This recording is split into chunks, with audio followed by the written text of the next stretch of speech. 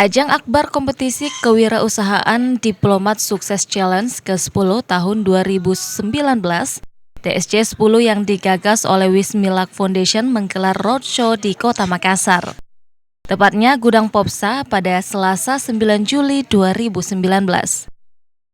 Diplomat Sukses Challenge atau DSC merupakan program kompetisi kewirausahaan yang memberikan kesempatan kepada kaum muda Indonesia yang berani berwirausaha.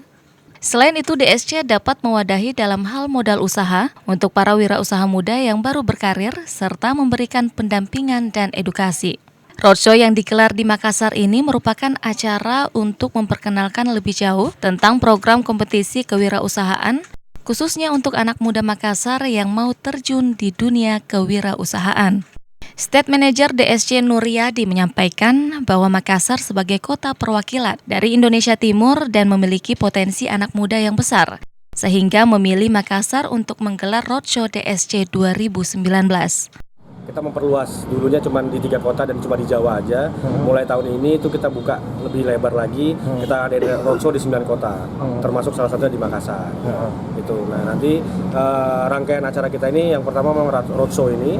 Roadshow ini untuk mengajak semua anak muda di kisaran umur 18 sampai 45 tahun untuk submit proposalnya di www.diplomatsukses.com. Nanti mereka tinggal submit aja di situ. Nanti habis itu setelah submit kita akan seleksi dari situ untuk masuk ke regional selection. Regional selection itu untuk masih per daerah.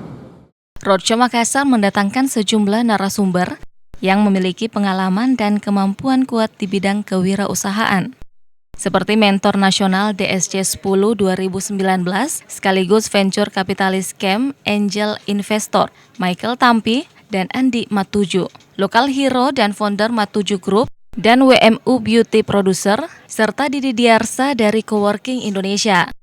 Andika Permana Putra, Fajar TV dan Fajar Radio melaporkan.